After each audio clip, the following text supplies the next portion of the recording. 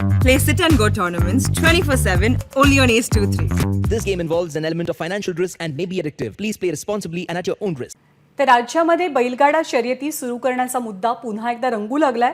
शर्यती सुरू करण्यासाठी राजकीय पक्ष आणि विविध संघटना आग्रही आहेत. पश्चिम महाराष्ट्रामध्ये बैलगाडी शर्यती वर्षानुवर्षे आकर्षणाचा केंद्रबिंदू आहेत. या भागातले लोकप्रतिनिधी त्यासाठी अधिक आग्रहीही पाहायला मिळतात. शिरूरचे खासदार डॉक्टर अमोल कोल्हे यांनी हा मुद्दा लोकसभेत सुद्धा उपस्थित केला होता. पण आता पुन्हा एकदा नव्यानं हा मुद्दा का तापू लागलाय, यावरनं राजकारण का सुरू झालंय, याबद्दल आपण थेट अमोल कोल्हे यांच्याशी संवाद साधूयात. अमोल कोल्हेजी नमस्कार, आपलं स्वागत आहे एबीपी माझामध्ये. नमस्कार. गेली अनेक वर्ष हा मुद्दा महाराष्ट्राच्या राजकारणात समाजकारणात चांगलाच गाजतोय, पण आता नेमकं काय कारण की हा मुद्दा अधिक तीव्रतेनं चर्चेत आलाय, विरोधक आक्रमक झालेत आणि वाद रंगू लागलाय? नारदाजी, अनेक वर्ष हा मुद्दा प्रलंबित आहे. मग आता जी माननीय माजी मुख्यमंत्री देवेंद्रजी फडणवीस यांची क्लिप ऐकली, त्या पद्धतीने 2017 मध्ये यावर कायदा झाला होता. पण याचं सगळं मूळ जातं 2011 मध्ये बैल या प्राण्याचा समावेश हा संरक्षित प्राण्यांच्या यादीत करण्यात आला. त्यानंतर 2014 मध्ये सर्वोच्च न्यायालयानं याच्यावर बैलगाडा शर्यतींवर बंदी घातली. त्यानंतर महाराष्ट्र सरकारनं 2017 मध्ये एक विधेयक पारित केलं दोन्ही सभागृहांमध्ये आणि ते राष्ट्रपतींच्या स्वाक्षरीसाठी पाठवलं. पण त्याला मुंबई उच्च न्यायालयात आव्हान देण्यात आलं.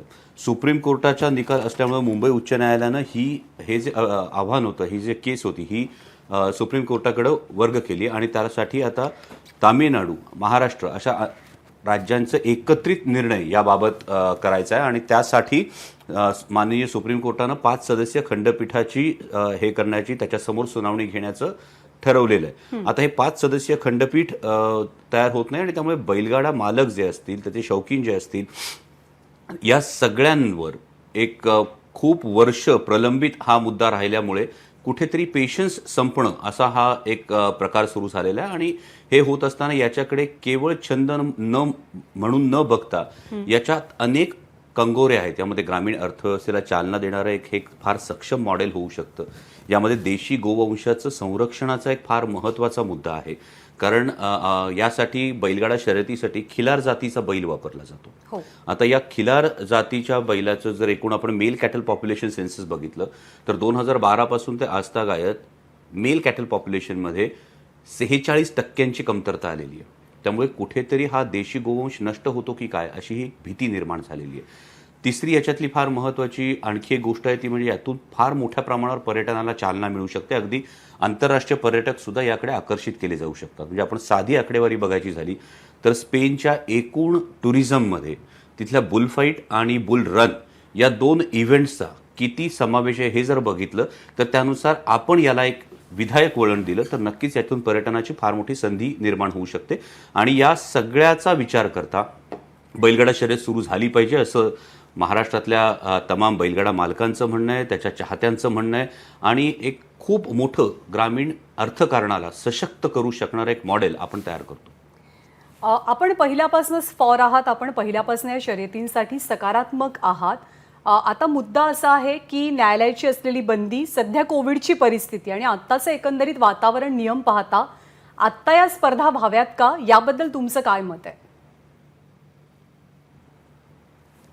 नाही, आत्ता स्पर्धा यापेक्षा या शर्यतींवरची जी बंदी आहे ही बंदी उठली पाहिजे. याला पुन्हा 2 पर्याय आहेत. एक म्हणजे माननीय सुप्रीम कोर्टात असलेली केस एक्सपिडेट होण्यासाठी या आधी सुद्धा महाविकास आघाडी सरकारचे महाराष्ट्राचे पशुसंवर्धन मंत्री माननीय सुनीलजी केदार यांची मी भेट घेतली होती. त्यानंतर महाराष्ट्र सरकारच्या वतीनं ही विनंती याआधी करण्यात आली होती. त्यानंतर संपूर्ण कोविडचा जी दुसरी लाट होती हा संपूर्ण काळ सुरू झाला.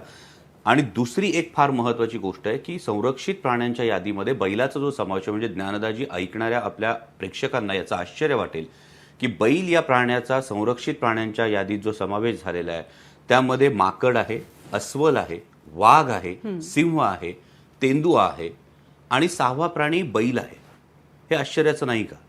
म्हणजे लहानपणापासून तुम्ही मी सगळे आपण शिकत आलो होतो बैल हा पाळीव प्राणी आहे आणि तो अचानक संरक्षित प्राणी होतो. आणि याला एक दुसरी फार धक्कादायक किनार अशी आहे, जे मी म्हणालो मेल कॅटल पॉप्युलेशन सेन्ससमध्ये 46% कमतरता आलेली आहे.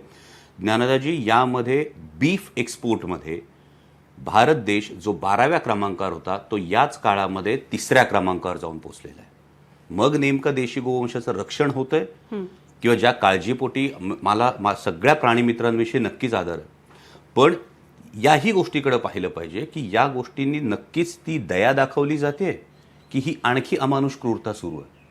कारण याला एक फार दुसरा महत्त्वाचा अँगल मी पुन्हा सांगू इच्छितो की मी जे ग्रामीण अर्थव्यवस्थेला म्हणालो, ड्रॉट अफेक्टेड एरिया जो दुष्काळी भाग आहे, आटपाडी असेल, जत असेल, माण असेल, खटाव असेल, सोलापूरचा काही भाग असेल, इथे या गोऱ्यांची पैदास केली जाते. तिथला जो गरीब शेतकरी आहे त्या शेतकऱ्याचं अर्थकारण, त्याचं कुटुंबाचा उदरनिर्वाह या गोऱ्यांच्या विक्रीवर चालतो आणि त्यानंतर तो शर्यतीसाठी बाजारात येतो. बाजारात आणल्यानंतर गाड्यांची जी शर्यत भरवली जाते, जत्रा भरवली जाते, या जत्रांमधून सुद्धा अगदी वाजंत्री असतील, टेम्पो चालक असतील, त्यानंतर भेळ विकणारे असतील, आईस्फ्रूट विकणारे असतील, या अनेकांना रोजगार निर्माण होतो. त्यामुळे या सगळं अर्थचक्र पण ठप्प झालेलं आहे आणि या सगळ्या गोष्टींसाठी बैलगाडा शर्यत सुरू झाली पाहिजे, हेच बैलगाडा मालकांचं म्हणणं आहे. आत्ताच सुरू करा, आत्ताच भरवा. कोविडची परिस्थिती या सगळ्यांना माहिती आहे, सगळेजण सुजाण आहेत. त्यामुळे हा आग्रह असण्यापेक्षा तुम्ही याच्यावर तोडगा काढा आणि ही बैलगाडा शर्यतीला हिरवा कंदील द्या, हेच आमचं सगळ्यांचं मागणं आहे. कोविडच्या परिस्थितीचे जे काही नियम असतील, जसे इतर उत्सवांना ते लागू आहेत, तसेच ते बैलगाडा शर्यतीला सुद्धा लागू असतील याच्याविषयी दुमत कुणाच्याही मनात नाही. आणि हे असताना बैलगाडा शर्यत मात्र आता सुरू झाली पाहिजे, हे महत्वाचं आहे. आत्ता हा मुद्दा महाराष्ट्रामध्ये चर्चेत येण्याचं एक आणखी प्रमुख कारण म्हणजे गोपीचंद पडळकर यांनी आटपाडीमध्ये भरवलेली स्पर्धा. त्यांचा थेट आरोप राष्ट्रवादीवरती आहे. त्यांनी म्हटलं की आधी या छकडा शर्यतींसाठी बैठका घेतल्या गेल्या, आम्हाला पाठिंबा दिला गेला, पण आता नाकाबंदी केली जाते, संचारबंदी लावली जाते, राष्ट्रवादी कुठेतरी गळचेपी करते, असा थेट आरोप गोपीचंद पडळकरांनी केलाय. नाही, मला असं वाटतं माननीय गोपीचंदजी पडळकर हे एक आक्रमक नेते आहेत आणि त्यांनी जर याची पार्श्वभूमी बघितली तर परवा एका वृत्तवाहिनीवर याच्या ठाम विरोधात ज्या बोलत होत्या त्या खासदार मनेका गांधी या त्यांच्याच पक्षाच्या खासदार आहेत. त्यामुळे मला वाटतं की पडळकर साहेबांनी यामध्ये कोणतंही राजकारण आणण्यापेक्षा सोबत यावं. आम्ही सोबत येऊन मनेका गांधींची आपण भेट घेऊया, हा विरोध आपण त्यांच्या मनातल्या ज्या शंका आहेत त्या दूर करूयात. शर्यत भरवणं आणि त्यावेळी काही होणं यापेक्षा महत्त्वाची गोष्ट आहे की या बैलगाडा शर्यतींवरची बंदी जी आहे ही कायमची नाहीशी होणं. आणि सध्याची कोविडची परिस्थिती पाहता तिसरी लाट जेव्हा आपल्या दारावर दस्तक देते त्यावेळी केवळ गळचेपी किंवा ही गोष्ट केली जाते, याला नेमकं कारण काय आहे? एक जी सुप्रीम कोर्टात केस अजून प्रलंबित आहे, ही केस प्रलंबित असताना अकारण आपण त्याच्या विरोधात कशाला जायचं, हा सगळ्या बैलगाडा मालकांना पडलेला प्रश्न आहे. मग हे असताना म्हणजे मी कालच माननीय माजी मुख्यमंत्री देवेंद्रजी फडणवीस यांच्या भूमिकेचं स्वागत केलं, कारण माजी केंद्रीय पशुसंवर्धन मंत्री गिरिराज सिंगजी यांना मी स्वतः भेटलो होतो. मी आणि साताऱ्याचे खासदार श्रीनिवासजी पाटील भेटले होते. मी आणि खासदार सुप्रियाताई सुळे यांनी जवळपास 45 मिनिटं यावर चर्चा केली होती. त्यानंतर गिरिराज सिंगजी यांनी अत्यंत सकारात्मक प्रतिसाद दाखवून जॉईंट सेक्रेटरींबरोबर आमची बैठकही करून आणली होती. पण त्यानंतर त्यांचा पदभार बदलला गेला आणि आता माननीय पुरुषोत्तमजी रुपाला यांच्याकडे ही जबाबदारी आलेली आहे. त्यांनाही भेटून याची संपूर्ण कल्पना दिलेली आहे. तर माझी देवेंद्रजी फडणवीस यांना हीच विनंती आहे की हा पाठपुरावा आम्ही करतो आहोत. इथे कोणताही पक्षभेद बाजूला ठेवून आपण आमच्यासोबत चला. केंद्रामध्ये भारतीय जनता पक्षाचं बहुमताचं सरकार आहे. माननीय देवेंद्रजी फडणवीस यांचं केंद्रात चांगलं वजन आहे आणि याचा उपयोग माननीय देवेंद्रजी फडणवीस यांनी आमच्यासोबत येऊन पशुसंवर्धन मंत्री यांची भेट घेऊन त्यांना याबाबत कन्व्हिन्स जर केलं तर केंद्र सरकार बैल या प्राण्याचा संरक्षित प्राण्याच्या यादीतला समावेश वगळण्यासाठी आणखी सकारात्मक आणि तातडीनं पावलं उचलेल. एक मुद्दा अमोलजी इथे असाही आहे की तुम्ही आता म्हणालात की आत्ताच्या परिस्थितीमध्ये बैलगाडा शर्यती व्हायला हव्यात, पण आत्ताच्या परिस्थितीमध्ये ते संयुक्तिक ठरणार नाही कोविडची परिस्थिती पाहता. गोपीचंद पडळकर असोत, देवेंद्र फडणवीस असोत, यांनी सरकारच्या भूमिकेवरती काही सवाल उपस्थित केलेत. तुम्ही आता गोपीचंद पडळकरांशी एक सामंजस्याच्या भूमिकेतनं संवाद साधू इच्छिता का की आत्ताच्या परिस्थितीत ही स्पर्धा नको, आपण सगळेजण एकत्र येऊ आणि एकत्रित मार्ग काढू, एकत्रित चर्चा करू बैलगाडा शर्यती भरवण्यासाठी, पण आत्ता ही स्पर्धा नको, तो पुढाकार आपण घेणार का? 100% ही आमची सगळ्यांचीच भूमिका आहे की शर्यती सुरू झाल्या पाहिजेत आणि यासाठीचा पक्षभेद हा बाजूला ठेवून यामध्ये आपल्याला सगळ्यांना एकत्र मिळून जर आपण पुढे गेलो, म्हणजे ज्यावेळी ज्ञानदाजी जलीकट्टूसाठी तामिळनाडूमध्ये आंदोलन झालं त्यावेळी सगळे राजकीय नेते, सगळे विचारवंत, सगळे सेलिब्रिटीज यांनी जो एकजूट दाखवली, हीच एकजूट बैलगाडा शर्यतीबाबत सुद्धा आपण दाखवू शकतोच ना. आणि केवळ विरोधक राजकीय पक्षात म्हणजे राजकीय मतभेद असलेले विरोधक सोडून आमची तर प्राणीमित्रांबरोबर सुद्धा या गोष्टीसाठी पुढे जाण्याची इच्छा आहे की यामध्ये प्राणीमित्रांचे जे काही आक्षेप आहेत, म्हणजे सुरुवातीला एक आक्षेप घेतला गेला की बैल हा धावण्यासाठी सक्षम प्राणी नाही. त्यानंतर महाराष्ट्र सरकारनं याच्यावर एक संपूर्ण अहवाल तयार केला आणि ज्यामध्ये आढळून आलं की घोड्यामध्ये जो इक्वाईन नावाचा जीन आढळतो तोच जीन काही प्रमाणात, कमी प्रमाणात बैलामध्ये आढळतो. त्यामुळे बैल हा धावण्यासाठी सक्षम प्राणी हाही रिपोर्ट हा समोर आलेला आहे, जो न्यायालयाला सादर सुद्धा झालेला आहे. महाविकास आघाडी सरकारनं सुद्धा मी जसं सांगितलं, पशुसंवर्धन मंत्री सुनीलजी केदार यांनी या संदर्भात एक्सपेडिट करण्यासाठीची भूमिका घेतलेली आहे.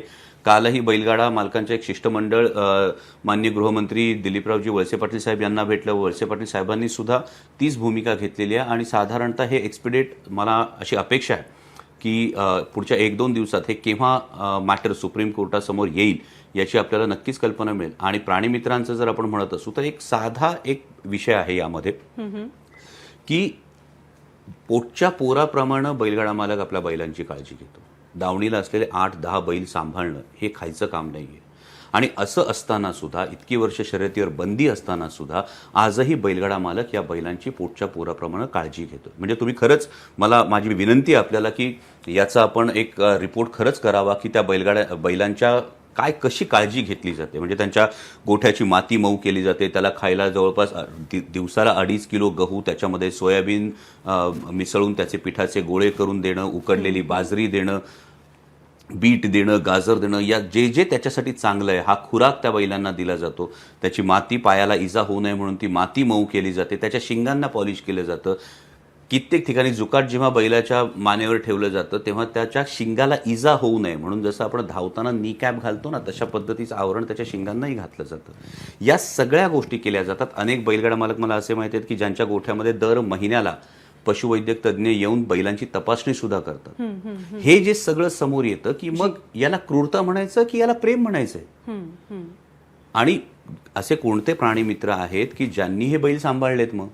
मग इतके दिवस बैल सांभाळलेत कोणी? या बैलगाडा मालकांनीच सांभाळलेले. पण प्राणीमित्रांचं जे काही म्हणणं आहे, जिथे कुठे त्यांना शंका असेल तर आम्ही केवळ राजकीय विरोधक नाही तर प्राणीमित्रांसोबत सुद्धा चर्चेला बसायला तयार आहोत. एकत्र बसूया, याच्यातून सुवर्ण मध्य काढूयात, पण ही शर्यत सुरू करूयात. कारण मी पुन्हा पुन्हा सांगतो की कृपया बैलगाडा शर्यतीकडे केवळ शौक म्हणून बघू नका. ही ग्रामीण अर्थव्यवस्थेला चालना देणारं एक फार सक्षम मॉडेल होऊ शकतं.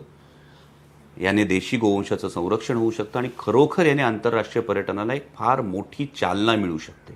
जी, त्यामुळे संयमाची भूमिका आणि समजुतीची भूमिका आपण घेताय. शर्यती सुरू व्हायला हव्यात, पण आत्ताच्या कोविड परिस्थितीमध्ये या शर्यती किंवा स्पर्धा भरवणं हे संयुक्तिक नाही, उचित नाही.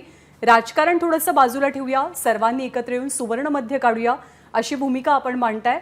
अमोलजी, आभार आपले. आपण एबीपी माझाला वेळ दिलात आणि या विषयाबद्दल भाष्य केलं त्याविषयी.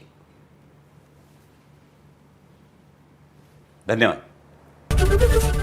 एबीपी माझा, उघडा डोळे बघा नीट.